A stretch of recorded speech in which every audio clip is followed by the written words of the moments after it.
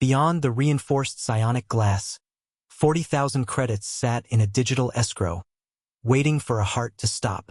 50 Keldar scholars hovered in a collective, psychic hum, their secondary nervous systems vibrating with the delicious anticipation of a total mental collapse. At the center of the observation chamber, the air shimmered with the violet haze of the fractured slate of Zal. It was a mimetic hazard so potent that its mere syntax had sent 2 of our finest linguists to the sensory deprivation ward, screaming about the geometry of hunger. Then there was Desmond. He sat at the scarred oak desk, a man of soft edges and pilling wool, looking less like a galactic pioneer and more like a misplaced filing cabinet. He reached for his spectacles, the half-moon lenses catching the lethal glow of the artifact. Would you have bet against him? Or would you have held your breath, knowing that beneath that quiet exterior lay a stubbornness the galaxy wasn't prepared for? Because Desmond didn't even flinch. Desmond O'Connor adjusted his chair, the ancient springs giving a sharp, metallic groan that seemed to offend High Scholar Tharn's delicate auditory pits. I watched from the junior observation tier, my own chromatophores flickering a nervous, muddy yellow. We all expected the scream. We expected his eyes to roll back as the slate's discordant consciousness flooded his linear, chemical brain. Instead, a wet, rhythmic click echoed through the chamber. Desmond was clicking his pen. It was a cheap 0.5mm felt tip with a slightly frayed nib, the kind of tool one uses to balance a checkbook, not to decode the madness of a dead god. He leaned forward, squinting through the dust on his lenses, and let out a long, weary sigh. The kerning on this is a nightmare, he muttered, the intercom carrying his voice with terrifying clarity. He didn't collapse. He didn't weep. He simply uncapped the red pen and hovered the nib over the surface of the lethal artifact. This was wrong. The slate didn't just contain information. It was a psychic broadcast of raw, jagged emotion that should have been shredding his psyche into confetti, which meant the sensors had to be malfunctioning. I checked the readouts thrice, my 3 brains struggling to reconcile the data. The psionic output was peaking. The room was thick with a frequency that induced predatory rage in almost every known species. Yet, on the monitor, Desmond's heart rate remained a steady, boring 72 beats per minute. He was currently circling a jagged rune in the 3rd quadrant of the slate, his expression one of deep, professional disappointment. The High Scholar's tentacles twitched in a spasmic blur. The betting pool shifted violently as 3 observers pulled their credits, sensing a statistical anomaly that defied 6 centuries of linguistic theory. Desmond reached up to scratch his temple, his cardigan sleeve catching on the corner of the desk. He didn't even notice the violet sparks jumping from the slate to his skin. He was too busy frowning at the grammar. The psychic pressure within the chamber reached a harmonic peak, the kind of frequency that usually precedes a containment breach or a mass brain hemorrhage. High Scholar Tharn's primary brain pulsed a bruised, angry purple, his tentacles nodding in a visible display of metabolic stress as he watched the human's progress.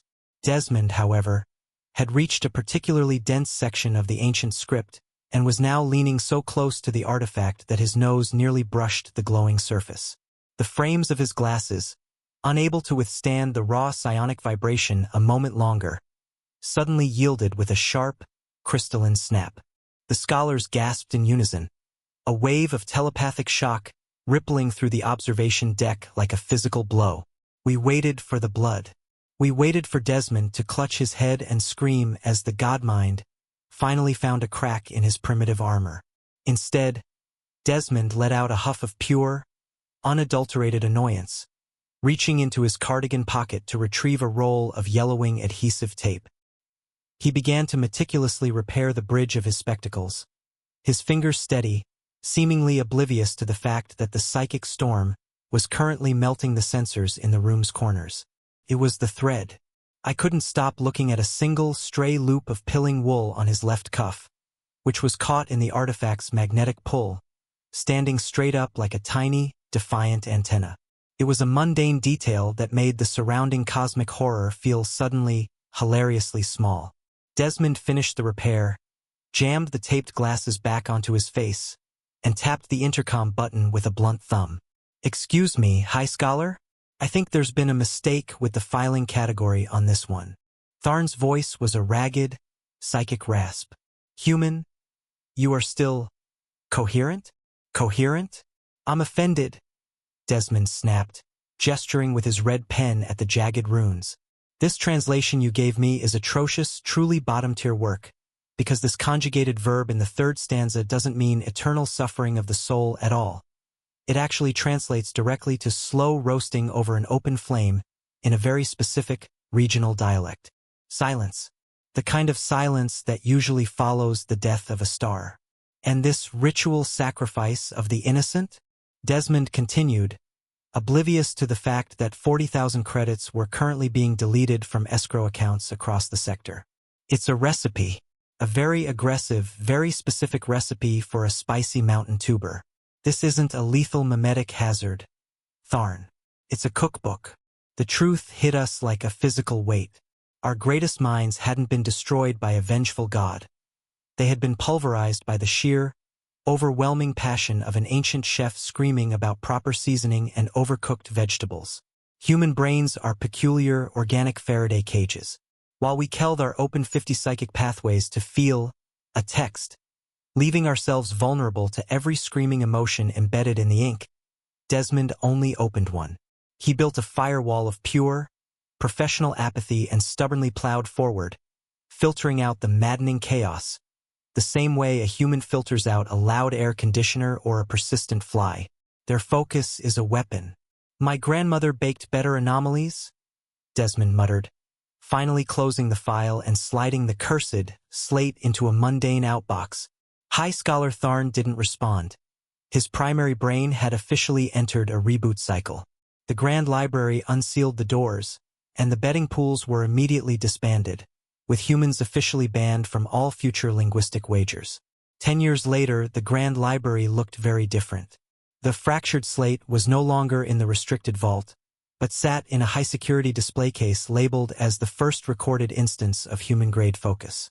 Desmond had long since retired, but his taped glasses remained on the velvet riser, a relic of the day humanity proved that the universe's greatest terrors were sometimes just poorly edited. In the break room, young Zero floated near the nutrient dispenser, happily munching on a very spicy baked tuber prepared from the ancient instructions. Desmond's old desk was occupied by a new archivist, but the red pen remained, resting quietly on the blotter.